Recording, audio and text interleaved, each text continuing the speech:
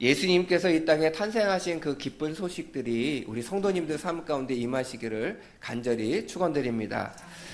오늘 기쁨을 누리는 삶이라고 하는 제목으로 말씀을 좀 함께 나누려고 합니다. 우리가 기쁨을 누리는 삶은요, 내 안에 먼저 기쁜 소식이 있는가라고 하는 거예요. 내 안에 먼저 기쁨의 소식이 있는가. 초등학생이요, 시험을 봤는데 100점을 받았어요. 그래서 시험지에 다 동그라미만 거져 있고, 그 다음에 선생님이 빨간 펜으로, 요즘은 어떤지 모르지만 저 때는 빨간 펜으로 100점 이렇게 해서 딱 준 거예요. 이 아이가 학교 끝나기를 얼마나 기다렸을까요? 왜 기다렸을까요? 집에 가가지고요, 엄마한테 자랑하려고. 보통 때 같으면요, 집에 오는 길이 참 멀고 험합니다. 여기도 들리고 저기도 들리고. 근데 그날은요, 아무 데도 안 들리고 오직 집만 바라보고 달려옵니다. 어떤 소식을 가지고 있어요? 100점을 받았다는 소식을 가지고 있어요. 그리고 막 달려와서 신발도 벗지 않고 소리부터 지릅니다. 문을 열기 전부터 엄마! 그러니까 이 아이가 보통 때 안 그러는 애가 왜 이렇게 소리를 지르고 나와? 왜? 그랬더니 문 좀 열어줘. 문을 탁 열어줬어요. 신발도 안 벗고 엄마! 오늘 학교에서 무슨 일이 있는 줄 알아? 근데 이 엄마가 모르지? 그랬더니 가방을 신발도 안 벗고 가방을 탁 해가지고 열어가지고요, 시험지를 자랑스럽게 딱 꺼냈어요. 엄마, 나 오늘 시험 100점 맞았어. 그러면 엄마들이 뭐라고 하셔야 돼요? 우리 새샘교회 엄마들은 참 좋은 엄마예요. 근데 그 엄마는 뭐라면 몇 명이나 100점 맞았는데? 이 아이는요, 기쁜 소식을 가지고 갔는데 엄마가 야, 니네 반에 몇 명이나 100점 있네? 라고 하는 소식을 딱 듣는 순간 그게 기쁜 소식이에요? 아니에요? 아닌 거예요. 왜 아니에요? 100점을 받은 것은 기쁜 소식이 맞는데 엄마가 그 기쁜 소식을 받아주지 않아서 그래요.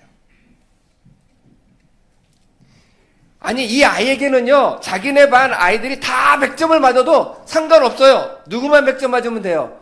나만. 그게 나에게 있어서 기쁜 소식이에요. 근데 이 엄마는 자기 아들이 100점을 가지고 왔으면, 와, 너 잘했다. 너 최고다. 야, 이거 정말 기쁜 소식이다. 그리고, 야, 전화기 갖고 와봐라. 아빠한테 엄마가 전화해 줄게. 막 이렇게 아이가 신날 텐데, 엄마가 그 아이의 100점 맞았다는 소식을 딱 듣고, 야, 몇 명이나 100점 맞았는데? 요번 시험이 참 쉬웠나 보다. 그러면 이 아이는요, 상처받는 거예요, 상처받는. 이 아이의 기쁜 마음, 그 기쁜 소식을 갖고 있는 것을 이 엄마가 받아주지 못한 거예요. 오늘 성경에도요, 예수님이 탄생하실 것이다라고 하는 이 기쁜 소식, 이 아이에게 있어서 100점을 맞아서 집으로 달려오는 그것 같은 그 기쁨의 소식이 오늘 우리들에게도 있는 거예요. 그 기쁨의 소식을 가지고 지난주 설교에 말씀드렸던, 주일날 설교드렸던, 말씀드렸던 에롯은 그 기쁜 소식이 기쁜 소식으로 받아들여진 것이 아니라 내 대적자가 생겨? 내 왕위를 뺏으려고 해? 그래서 분노하는 소식이 되었고요. 오늘 목자들에게는 그 소식이 기쁨의 소식이 되었다라고 하는 거예요. 그런데 중요한 것은 뭐냐면 이 아이가 100점을 맞아서 엄마에게 달려가는 그 기쁜 마음, 100점을 맞았다라고 하는 그 기쁨의 소식이 오늘 나에게, 내 마음에 있느냐는 거예요. 예수님께서 이 땅에 탄생하셨습니다. 그것이 정말 내 마음에서 막 기뻐져서, 막 좋아져서 정말 주위 옆에 있는 사람에게 예수님이 탄생하셨대. 2000년 전에 탄생하셨는데 그 예수님을 믿으면 구원받는데, 그런 기쁨이 내 안에 있느냐는 거예요. 그 기쁨이 있을 때 우리는 기쁨이 충만한 삶, 기쁨을 누리는 삶을 살아갈 수 있게 되는 겁니다. 제가 올해 하반기부터 막 부흥하는 교회들을 탐방하고 있어요. 어떻게 하면 저 교회들이 부흥하였을까? 어떻게 저 교회들이 이렇게 성장할 수 있었을까? 어떻게 저 교회는 어렵다고 얘기하는데 그럼에도 불구하고 막 부흥하고요. 제가 요 근래 탐방하는 많은 교회들을 가보면서 깜짝 놀라는 것은 뭐냐면요, 30대 40대가요 폭발적으로 느는 교회들이에요. 30대 40대가. 우리가 보통 그런 그런 말씀 많이 하세요. 30대 40대가 교회 나오기가 쉬워요, 어려워요? 어려워요. 어렵다고도 얘기하는데 다 그런 교회만 가서 어려운 것 같아요. 근데 저희 새샘교도 나오게 될 줄 믿습니다. 가서 보면서 제가 느끼는 거는 뭐냐면, 그 목사님들도 요즘은 교회 하는 게 매우 어렵다라고 하는 생각은 똑같이 해요. 그런데 그분들은 다른 마음을 가지고 있더라고요. 어떤 것에 집중하냐면 하나님께서 주신 은혜가 크다라는 거예요. 그 은혜가 기쁘다는 거예요. 제가 지난주에 다녀온 교회는 홍대에서 개척을 해서요. 홍대, 젊은 사람들이 모이는 곳인데 사는 곳은 아니잖아요. 그곳에서 개척을 해가지고요. 정말 7년 동안 폭발적으로 교회를 성장시키신 목사님이신데, 그 목사님이 그 홍대 교회를, 그 부흥한 교회를 후배에게 넘겨주고 본인은 또 김포에 가서 교회를 다시 개척했어요. 개척한 지 2년 만에 30대 40대 부부가 약 50상 정도가 모이는 교회가 됐어요. 그래서 그 목사님 교회를 찾아가서 홍대에서 어떻게 개척하였는지 물어봤습니다. 아무도 없었대요. 처음에 개척할 때 사모님하고 둘이서 열심히 기도했대요. 100일 동안 기도했대요. 근데 한 명이 오더라는 거예요. 하나님이 보내주셨다. 그래서 이 목사님이 홍대에서 어떻게 하면 전도할 수 있을까? 하나님께서 나에게 주신 그 은혜를 가지고 어떻게 하면 홍대에서 전도할 수 있을까를 고민하다가 새벽 2시에 전도를 하는 거예요. 왜냐하면 홍대가 가장 사람들이 북적거리고 몰려 나오기 시작하는 시간이 새벽 2시래요. 그래서 제가 물어봤어요. 왜 새벽 2시예요? 그랬더니 그때가 클럽이 끝나는 시간이래요. 그래서 클럽이 끝나면 이 청년들이 집으로 그냥 가지 않는다는 거예요. 그래서 왜 그냥 안 가요? 그랬더니 청년들이 클럽에서 놀 돈은 있어도 비싼 택시비를 주고 집에 갈 돈은 없대요. 그건 또 아낀대요. 그래가지고 어떻게 하냐면 편의점에 가서 라면을 사 먹으면서 새벽 4시, 5시 첫 버스가 올 때까지 기다린다는 거예요. 그래서 이 목사님은 새벽 2시에 교회 앞에다가 천막을 쳐놓고, 교회도 건물이 없었어요. 나이트클럽 같은 클럽을 주일날 몇 시간만 빌려서 주일날 예배만 드리고, 주중에는 그 주일날 예배 드리는 장소 앞에다가 새벽 2시에 텐트를 쳐놓고 그 앞에서 목사님하고 사모님하고 브루스타를 가지고 와서 라면을 끓여줬다는 거예요. 공짜로. 그러니까 편의점 가서 먹으면 컵라면인데 이 천막에 와서 먹으면 무슨 라면이에요? 끓여주는 공짜 라면인 거예요. 그래서 그 술 취한 청년들이 그 앞에 와서 막 먹었다는 거예요. 술 취한 청년들에게 처음에 라면을 끓여주면서 예수님을 전하기가 어려워서 그냥 내버려두고 라면만 줬다는 거예요. 근데 이 술 취한 청년들이 그 라면을 먹으면서, 아니 왜 공짜로 주세요? 뭐 하시는 분이에요? 얻어먹을 건 다 얻어먹으면서 의심할 건 또 다 의심하더라는 거예요. 그러면서 얘기를 하다 보니까 목사다. 나는 목사고 청년들이 이렇게 편의점에서 막 2시간, 3시간 있는 것이 안타까워서 이렇게 라면을 가지고 나와서 끓여주고 있다. 나중에 술 다 깨고 정신 차리게 되면 예수님 믿었으면 좋겠다. 그 정도 한마디 했다는 거예요. 그리고 나서 그 청년들이 술을 깨게 되면 집으로 돌려보내는 일을 몇 년 동안 했다고 합니다. 그런데 놀라운 것은 그 라면을 얻어먹었던 청년들 중에는 교회 나온 청년들이 없었는데 그것을 보고 지나간 청년들이 저 교회는 참 특이하네. 새벽 2시에 술 취한 청년들에게 라면을 끓여주네. 그래서 저 교회가 어떤 교회인지 궁금해지기 시작해서 청년들이 몰려와서 100여 명이 넘는 청년들이 만들어진, 그리고 그렇게 출석하는 교회가 됐대요. 청년들이 교회에 나와서 열심히 신앙생활하지만 매일 새벽 2시에 라면을 끓여주는 그 비용을 감당하기가 참 어려웠대요. 생각해보세요. 매일 새벽 2시에 나가서 라면을 끓여주는 게 그 쉽겠어요? 그 라면이 좀 돈이 많이 들겠어요? 그런데 놀라운 것은 그 옆에 있었던 클럽 사장님이 클럽 끝나고 나올 때 라면을 끓여주니까 우리 클럽에 더 손님이 많아졌다고.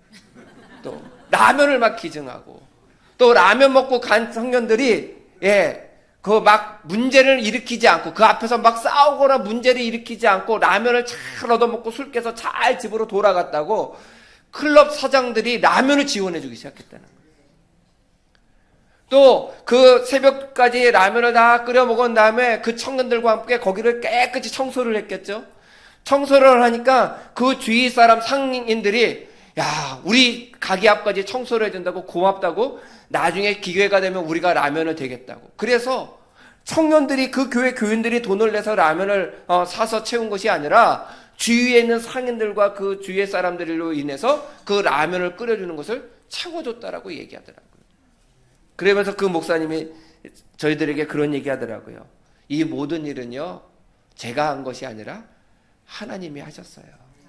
저희는 그저 이 청년들에게 어떻게 이 기쁜 소식, 예수님께서 우리를 위해 오셨다라고 하는 소식을 전해줄 수 있을까를 고민하다 보니까 새벽 2시에 말씀을 전도를 해야 되겠다는 생각이 딱 떠올랐고, 그리고 그 술 취한 청년들에게 물어봤대요. 야, 새벽 2시에 뭐가 제일 필요하니? 그랬더니 술 깨기 위해서 라면이 제일 필요해요.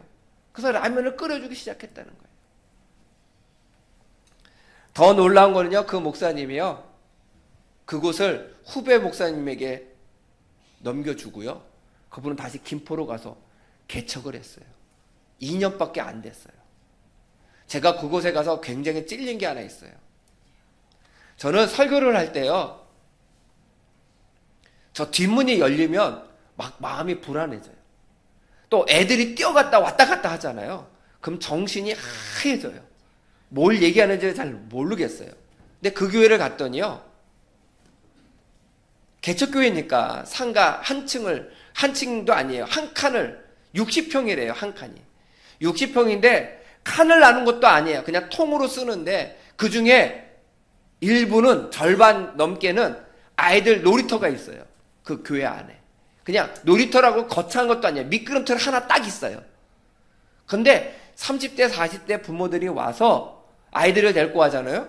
그럼 아이들이 오자마자 여기 이 교회는요, 그냥 내버려 두셔도 돼요. 예배 시간에 떠들어도 돼요. 놀이터 가서 놀아도 되고 쿵쾅거려도 돼요. 그러니까 마음 놓고 애들을 놔두세요. 그렇게 한대요. 그럼 이 아이가 놀이터 가서 미끄럼틀을 한번 타고 딱 내려오면 예배 끝나자마자 엄마 손을 꼭 붙잡고 그렇게 얘기한대요. 나 다음 주에도 올래. 뭐 때문에 올래요? 미끄럼틀 때문에. 그래서 그 교회의 최대 전도 도구는 뭐예요? 미끄럼틀이에요. 그리고 30대 40대의 특징은 뭐냐면요, 혼자 다니는 사람이 없대요. 다 늘 부부가 다니고 가족 중심으로 다닌대요. 그래서 아이가 올래 그러면 최소 2명이 더 오는 거예요. 엄마 아빠가 더 오는 거예요. 그 집에 아이가 둘이면요, 4가족이 한꺼번에 교인이 느는 거예요. 그래서 그 교회가 2년 만에 40가정에서 50가정이 모이는, 그것도 30대 40대만 모이는 그런 교회가 됐어요. 이런 교회가 될 수 있었던 가장 큰 이유는 딱 하나예요. 이 아이가 떠들면 좀 어때? 나에게는 기쁨의 소식이 있어. 이 목사님에게는 이 기쁨의 소식들을 나는 전할 거야. 그래서 제가 그거 보고 마음이 많이 찔렸어요. 나는 애들 떠들면 정신이 하나도 없어서 설교를 못 하겠는데. 그래서 제가 물어봤어요, 그 목사님에게.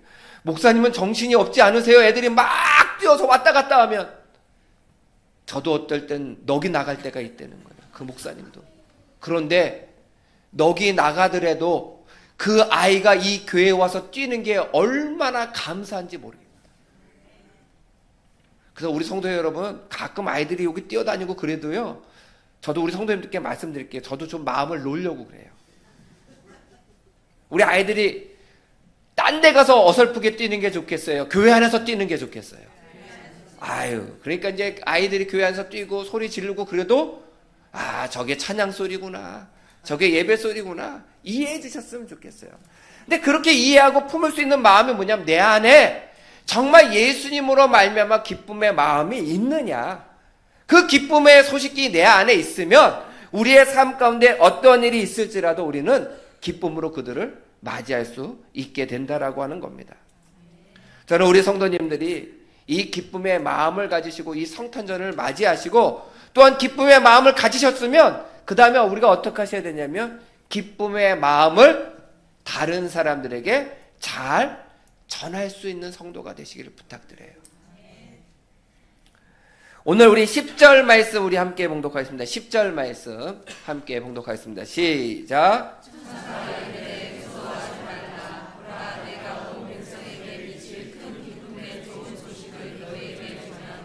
아멘. 여기에 말씀해 보면 내가 온 백성에게 미칠 큰 기쁨의 좋은 소식. 참 말도 어려워요. 온 백성에게 미칠 큰 기쁨의 좋은 소식. 아니, 기쁨의 소식 해도 좋은데 기쁨의 좋은 소식이라는 거예요. 그러니까 이 소식이 자체가 너무 어마어마한 소식인 거예요. 내가 혼자 감당하기 어려운 소식. 그런데 이 감당하기 어려운 소식이 누구에게 미치기를 원하냐면 온 백성에게. 나만이 아니에요. 나만이 아니에요. 오늘 내 안에 있는 예수님께서 주신 그 기쁨이 우리 주위의 어려운 사람들에게도 그 사랑이 전해지기를 소망합니다. 우리가 감사 나눔 상자를 해요. 작년에도 했습니다. 올해도 하고 있어요. 우리 성도님들이 한 구자에 5만 원 이렇게 해서 하고 있는데, 그게 별거 아니에요.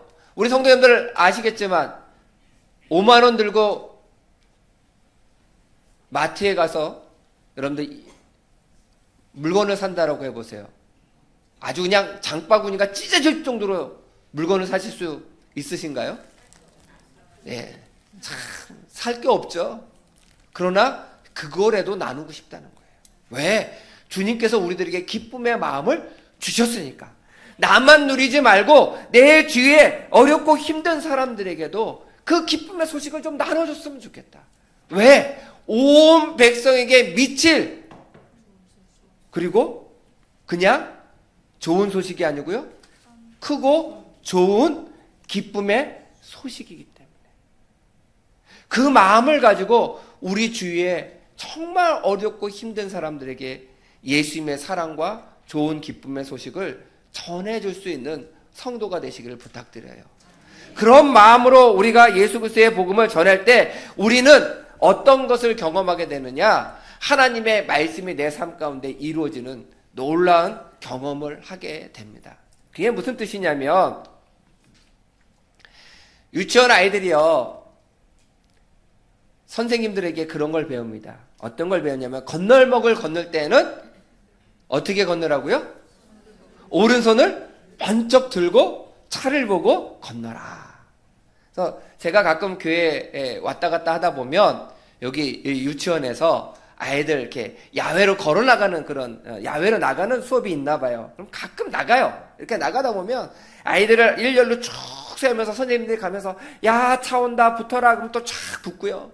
또 가다가 이제 건널목을 걷는지 안 걷는지 모르지만 이 아이들이 만약에 건널목을 걷는다고 그러면 건널목을 건널 때 어떻게 하겠어요?